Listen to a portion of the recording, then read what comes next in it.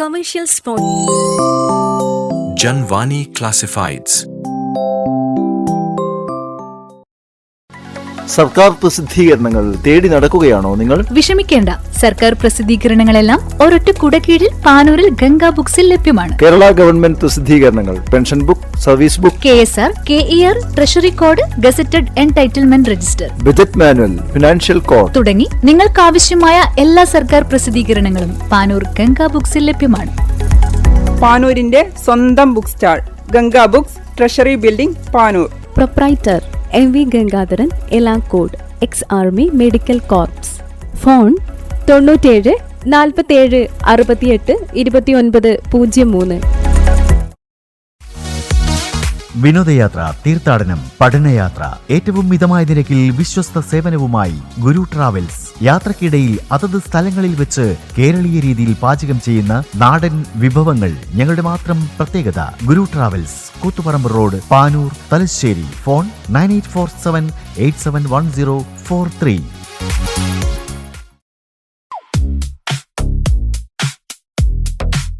Leo clinical lab, Thalassery.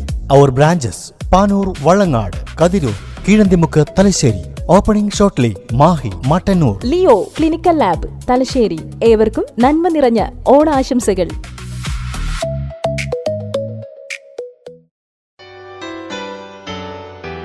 Driving പരിശീലനം അത് കാലത്തിന്റെ അനിവാര്യതയാണ്. മികച്ച ഡ്രൈവർ നാടിന്റെ സമ്പത്തും. അത്യാധുനിക സംവിധാനങ്ങളോടെയുള്ള ഡ്രൈവിംഗ് പരിശീലന രംഗത്തെ ശ്രദ്ധേയമായ സ്ഥാപനം friends school of driving, Kallikkandy. Thalassery മേഖലയിൽ ആദ്യമായി വിദേശ രാജ്യങ്ങളിൽ ഉപയോഗിച്ചു വരുന്ന ഡ്രൈവിംഗ് സിമുലേറ്ററിൽ പ്രത്യേക പരിശീലനം നൽകുന്നു. സ്ത്രീകൾക്ക് സ്ത്രീകൾ തന്നെ ഡ്രൈവിംഗ് പരിശീലനം നൽകുന്നു. Friends school of driving, Kallikkandi. Driving പരിശീലനം ഇനി അത്യാധുനിക സംവിധാനത്തിൽ. Friends school of driving, Kallikkandy.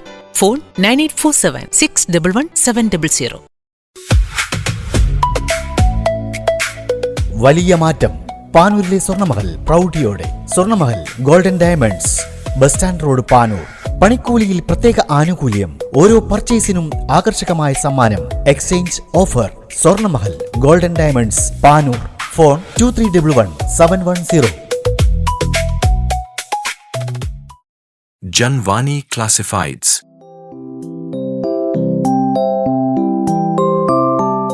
Book your commercial spot now.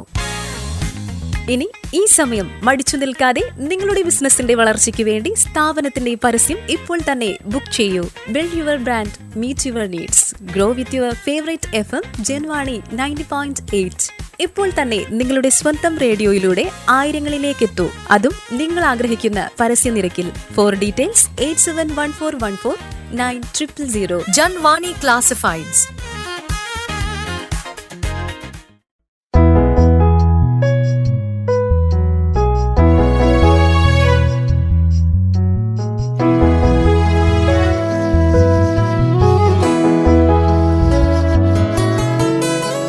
കാതോരം മിനിമൊഴിയും വർണ്ണങ്ങൾ കതിച്ചൊരിയും ഒന്നാകും മനസ്സുകളിൽ അറിവിൻ പുഞ്ചിരി മഴയാ.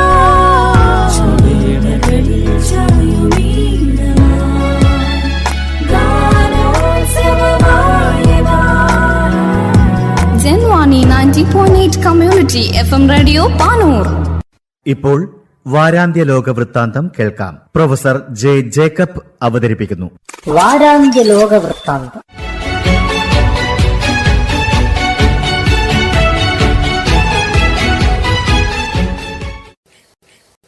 എല്ലാ മാന്യ ശ്രോതാക്കൾക്കും ലോകവൃത്താന്തത്തിലേക്ക് സ്വാഗതം.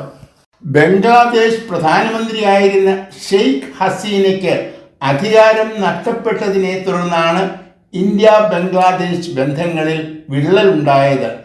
ആഭ്യന്തര സമരം രൂക്ഷമായതിനെ തുടർന്ന് 2024 ഷെയ്ഖ് ഹസീന ഇന്ത്യയിൽ അഭയം തേടിയത്. പഴയ പ്രധാനമന്ത്രി നിരവധി കേസുകളിൽ പ്രതിയാണെന്നും അവരെ തങ്ങൾക്ക് കൈമാറണമെന്നും അന്നു മുതൽ ബംഗ്ലാദേശ് ആവശ്യപ്പെടുകയാണ്. ഹസീനയുടെ പതനത്തോടെ തകർന്നുപോയ നയതന്ത്ര ബന്ധങ്ങൾ പുനഃസ്ഥാപിക്കാനുള്ള ശ്രമങ്ങൾ പുരോഗമിക്കുകയായിരുന്നു. ബംഗ്ലാദേശ് പ്രധാനമന്ത്രി ഇന്ത്യ സന്ദർശിക്കുമെന്നും പ്രതീക്ഷിച്ചിരുന്നതാണ്. തൻ്റെ പ്രവാസ ജീവിതം 2 വർഷം പൂർത്തിയാക്കിയ ഓഗസ്റ്റ് 5 ഓൺലൈനായി നടത്തിയ ഹസീനയുടെ പത്രസമ്മേളനം ബംഗ്ലാദേശ് ഇപ്പോൾ വലിയ വിഷയമാക്കിയിരിക്കുകയാണ്.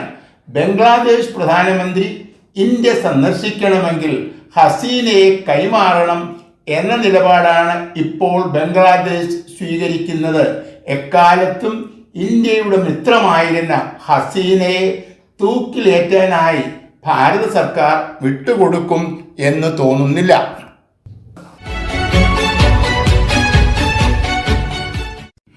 ഇറാൻ അമേരിക്ക യുദ്ധം അവസാനിക്കാനുള്ള സാധ്യത മങ്ങുന്നു എന്നാണ് റിപ്പോർട്ടുകൾ സൂചിപ്പിക്കുന്നത്. അമേരിക്കയുടെ ഭാഗത്തു നിന്നും കഴിഞ്ഞ ആഴ്ചയിൽ ഇറാന് നേരെ ആക്രമണങ്ങൾ ഉണ്ടായില്ല. ഹോർമൂസ് കടലിടുക്ക് മുറിച്ചു കടക്കാൻ ശ്രമിച്ച അബുദാബിയുടെ 2 കപ്പലുകളെ ഇറാൻ ആക്രമിച്ചു. ജീവനോടെയോ അല്ലാതെയോ അമേരിക്കൻ സൈനികനെ ഇറാനു കൈമാറുന്നവർക്ക് $30,000 പ്രതിഫലം നൽകുമെന്ന് ഇറാൻ ഈ ആഴ്ചയിൽ പ്രഖ്യാപിച്ചു.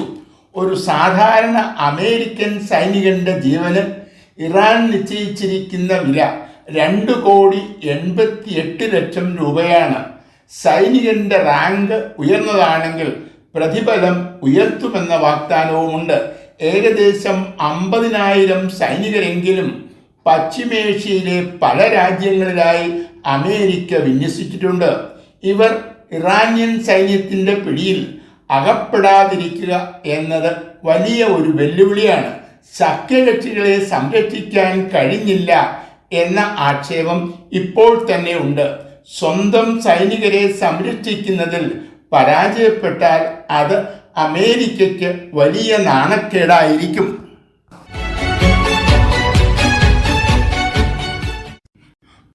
ഇറാനുമായി ഒരു ധാരണയിലെത്താൻ അമേരിക്ക നിശ്ചയിച്ചിരുന്ന 60 ദിവസം ഈ തിങ്കളാഴ്ച അവസാനിച്ചു. എന്നാൽ ഭരണം നിയന്ത്രിക്കുന്ന ഇസ്ലാമിക റവല്യൂഷണറി സംരക്ഷണ സേനയുമായി ബന്ധം സ്ഥാപിച്ചു എന്നാണ് അമേരിക്കൻ പ്രസിഡന്റിന്റെ അവകാശവാദം. അമേരിക്കയുമായി ഒരു ചർച്ചയും നടക്കുന്നില്ല എന്നാണ് ഇറാന്റെ പ്രതികരണം. ഹോർമൂസ് കടലിടുക്കിലൂടെയുള്ള ഗതാഗതം പുനഃസ്ഥാപിക്കുന്നതിനായി ഒമാനുമായി ചർച്ചകൾ നടക്കുന്നതായി ഇറാൻ സ്ഥിരീകരിച്ചിട്ടുണ്ട്. കഴിഞ്ഞ ആഴ്ചയിലും ഹോർമൂസ് കടലിടുക്കിലൂടെ സഞ്ചരിച്ച കപ്പലുകൾക്ക് നേരെ ആക്രമണമുണ്ടായി. ഇറാനുമായുള്ള സഹകരണം തുടർന്നാൽ ഒമാനെ ആക്രമിക്കും എന്നാണ് ട്രംപിന്റെ ഭീഷണി. കഴിഞ്ഞ ആഴ്ചയിൽ ഇറാനെ സാമ്പത്തികമായി തകർക്കാൻ നടപടികൾ സ്വീകരിക്കും എന്നായിരുന്നു ട്രംപിന്റെ ഭീഷണി. ആണവായുധം നിർമ്മിക്കുന്നതിൽ നിന്നും ഇറാനെ തടയുന്നതിനാണ് മുൻഗണന എന്നാണ് ഈ ആഴ്ചയിലെ ഭീഷണി.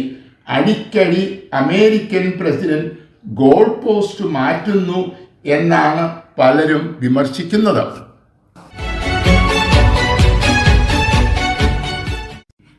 ആയിരത്തി 1950-53 യുദ്ധത്തിൻ്റെ കാലം മുതൽ ദക്ഷിണ കൊറിയ അമേരിക്കയുടെ സഖ്യകക്ഷിയാണ്.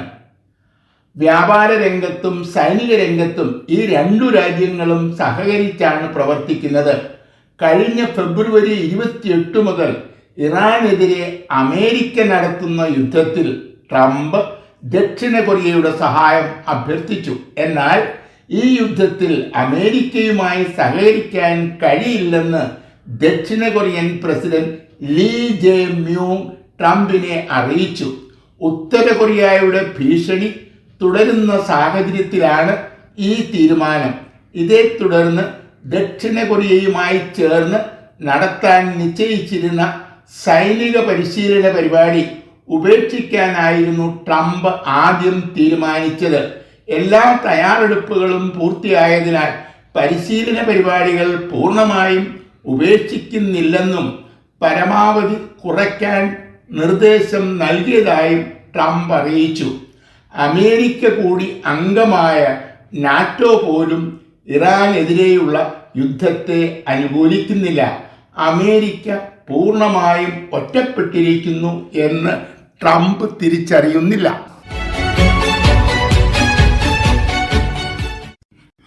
കേരള പോലീസ് മേധാവിയെ ലോക് ഭവനിലേക്ക് വിളിച്ചു വരുത്തുകയും ഡിജിറ്റൽ യൂണിവേഴ്സിറ്റി ചാൻസലറെ ആക്രമിച്ചവർക്കെതിരെ കർശന നടപടികൾ സ്വീകരിക്കണമെന്ന് ഗവർണർ ആവശ്യപ്പെടുകയും ചെയ്തു. തന്നെ ആക്രമിച്ചവരുടെ കൂട്ടത്തിൽ വിദ്യാർത്ഥികൾ മാത്രമല്ല പുറത്തുനിന്നുള്ളവരും ഉണ്ടായിരുന്നു എന്ന് തൻ്റെ പരാതിയിൽ വൈസ് ചാൻസലർ ചൂണ്ടിക്കാട്ടിയിട്ടുണ്ട്. ഒരു യൂണിവേഴ്സിറ്റി ക്യാമ്പസിൽ വെച്ച് വൈസ് ചാൻസലർക്ക് വിദ്യാർത്ഥികളിൽ നിന്നും ദേഹോപദ്രവം ഏൽക്കേണ്ടി വരുന്നത് തീർത്തും അപമാനകരമായ വസ്തുതയാണ്. ഇതിനുത്തരവാദികളായവർ മാതൃകാപരമായി ശിക്ഷിക്കപ്പെടണം എന്ന കാര്യത്തിൽ തർക്കമുണ്ടാവില്ല. ചാൻസലർ എന്ന നിലയിൽ വൈസ് ചാൻസലർക്ക് സംരക്ഷണം ഉറപ്പാക്കുക എന്നത് ഗവർണറുടെ അധികാര പരിധിയിൽപ്പെട്ട കാര്യവുമാണ്. പോലീസ് സേനയുടെ തലവന് നിർദ്ദേശം നൽകുന്നതിനെ ഭരണത്തിലുള്ള ഇടപെടലായിട്ടാണ് സംസ്ഥാന സർക്കാർ കാണുന്നത്. സാങ്കേതിക കാരണങ്ങൾ കുറ്റവാളികൾക്ക് ശിക്ഷ ലഭിക്കാതിരിക്കുന്നതിനുള്ള ഒരു കാരണമായി മാറരുത് എന്നാണ് പൊതുസമൂഹം ആഗ്രഹിക്കുന്നത്.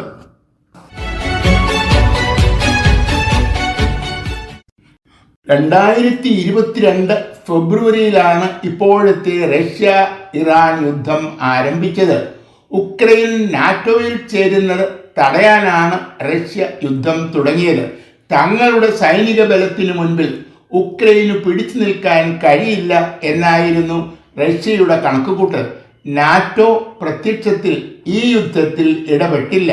എന്നാൽ നാറ്റോയിലെ അംഗങ്ങളായ യൂറോപ്യൻ രാജ്യങ്ങൾ നൽകിയ ആയുധങ്ങളാണ് നീണ്ട 4 വർഷക്കാലം റഷ്യക്കെതിരെ പിടിച്ചു നിൽക്കാൻ ഉക്രൈനിനെ സഹായിച്ചത്. കഴിഞ്ഞ ആഴ്ചയിൽ ഉക്രൈൻ നടത്തിയ ആക്രമണത്തിൽ റഷ്യയ്ക്ക് വലിയ നാശനഷ്ടങ്ങൾ ഉണ്ടായി. ബ്രിട്ടീഷ് നിർമ്മിത ഡ്രോണുകളാണ് ഈ ആക്രമണത്തിൽ ഉക്രൈൻ ഉപയോഗിച്ചത്. ആയുധങ്ങൾ നൽകുന്നത് ബ്രിട്ടൻ തുടർന്നാൽ യുദ്ധം കൂടുതൽ മേഖലകളിലേക്ക് വ്യാപിക്കുമെന്ന് റഷ്യ ഭീഷണിപ്പെടുത്തിയിരുന്നു. 100% ഉക്രൈനെ പിന്തുണയ്ക്കും എന്നാണ് ബ്രിട്ടീഷ് പ്രധാനമന്ത്രി പ്രതികരിച്ചത്. ഉക്രൈനെ ഒറ്റപ്പെടുത്തി എളുപ്പത്തിൽ വിജയം നേടാൻ കഴിയില്ല എന്ന് 4 വർഷത്തെ യുദ്ധം കഴിഞ്ഞിട്ടും പുടിൻ തിരിച്ചറിയുന്നില്ല.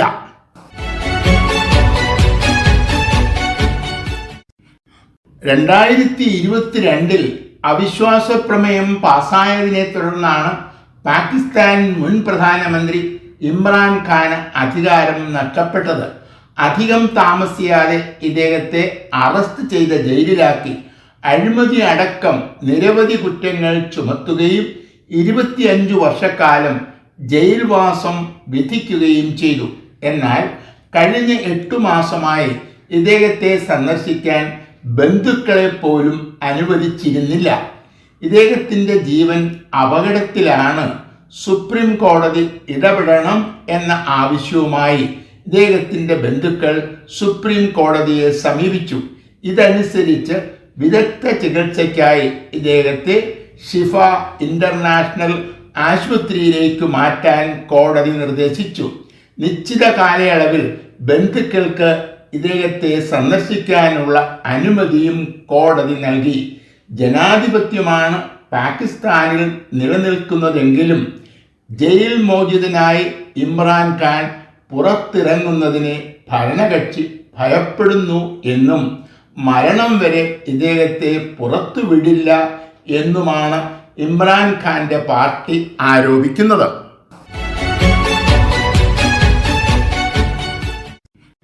റഷ്യ ഉക്രൈൻ യുദ്ധം അതിശക്തമായി തുടരുകയാണ്. എന്നാൽ 2 രാജ്യങ്ങളിലും യുദ്ധത്തോടുള്ള എതിർപ്പ് വർദ്ധിക്കുന്നു എന്നാണ് റിപ്പോർട്ടുകൾ സൂചിപ്പിക്കുന്നത്. യാബ്ലോക്കോ പാർട്ടിയുടെ നേതാവായ ലെവ് ഷ്ലോസ്ബർഗിനെ 11 വർഷവും 1 ദിവസവും ജയിലിലിടാൻ റഷ്യൻ കോടതി വിധിച്ചു. യുദ്ധം അവസാനിപ്പിച്ച് പൗരന്മാരെ സമാധാനമായി ജീവിക്കാൻ അനുവദിക്കണം എന്നാവശ്യപ്പെട്ടതിൻ്റെ പേരിലാണ് ഇദ്ദേഹത്തെ ദീർഘകാലം ജയിലിലടയ്ക്കാൻ ഭരണകൂടം തീരുമാനിച്ചത്.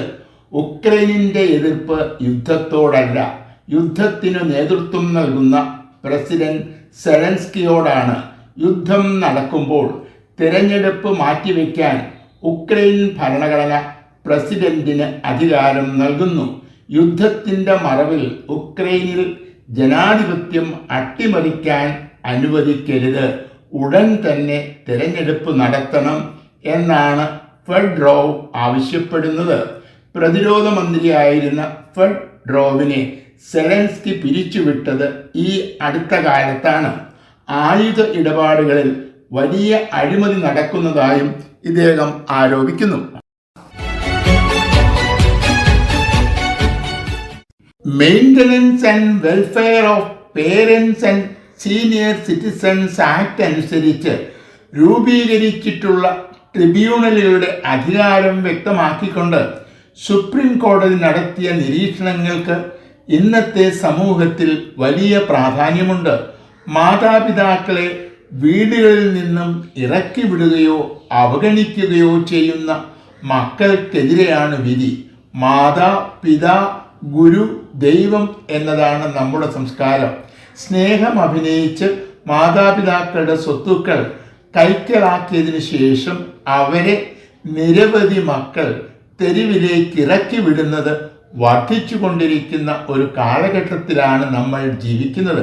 ഇത്തരത്തിൽ കൈമാറ്റം ചെയ്യുന്ന സ്വത്തുക്കൾ പിടിച്ചെടുക്കാനും അതിനെ യഥാർത്ഥ ഉടമയ്ക്ക് മടക്കി നൽകുവാനും ട്രിബ്യൂണലിന് അധികാരം നൽകുന്നതാണ് സുപ്രീം കോടതിയുടെ ഏറ്റവും പുതിയ ഉത്തരവ്.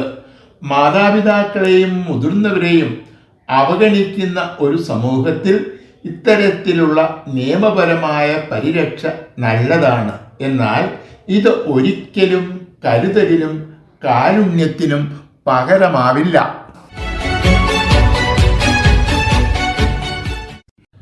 RSSന്റെ തലവൻ Mohan Bhagwat England, America, Canada തുടങ്ങിയ രാജ്യങ്ങൾ സന്ദർശിക്കാൻ ഒരുങ്ങുകയാണ്. 100ാം വാർഷികാഘോഷങ്ങൾക്കിടയിൽ പ്രാദേശിക ഹൈന്ദവ സംഘടനകളുടെ ക്ഷണം സ്വീകരിച്ചാണ് ഈ സന്ദർശനം. ഇദ്ദേഹത്തിൻ്റെ സന്ദർശനത്തിന് ഉപരോധം ഏർപ്പെടുത്തണം എന്നാണ് അമേരിക്കയുടെ commission for international religious freedom ആവശ്യപ്പെടുന്നത്. ഈ സംഘടനയുടെ ഉപദേശം സ്വീകരിക്കാനും നിരാകരിക്കാനും ഗവൺമെന്റിന് അധികാരമുണ്ട്. ഇത്തരം സംഘടനകളുടെ നേതാക്കന്മാരെ ബഹുമാനിക്കുന്നതിലൂടെ സംഘടനകളുടെ സ്വീകാര്യത വർദ്ധിക്കും എന്നാണ് ഈ കമ്മീഷൻ ഭയപ്പെടുന്നത്. ഇതിനു മുമ്പും ഈ കമ്മീഷൻ ഇന്ത്യയിൽ മതസ്വാതന്ത്ര്യം ഇല്ല എന്ന രീതിയിൽ അഭിപ്രായം പ്രകടിപ്പിച്ചിട്ടുണ്ട്. ഒരു സംഘടനയുടെ കാഴ്ചപ്പാടുകൾക്കനുസരിച്ച് നിലപാടുകൾ സ്വീകരിക്കാൻ എല്ലാവരെയും അനുവദിക്കുന്ന രാജ്യമാണ് ഭാരതം. നിയമം അനുവദിക്കുന്ന വാക്കുകൾക്കും പ്രവൃത്തികൾക്കും നിരോധനം ഏർപ്പെടുത്തുന്നതിനോട് ഭാരതത്തിന് യോജിക്കാൻ കഴിയില്ല. വാരാന്ത്യ ലോക വൃത്താന്തം.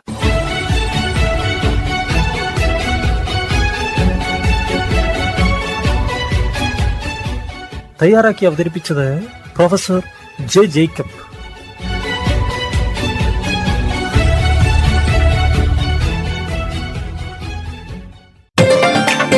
ജൻവാണി 90.8 FM ശബ്ദ പ്രക്ഷേപണത്തിന്റെ നാട്ടുപൊലിമയിൽ കേരളക്കരയുടെ കൊടിയടയാളം.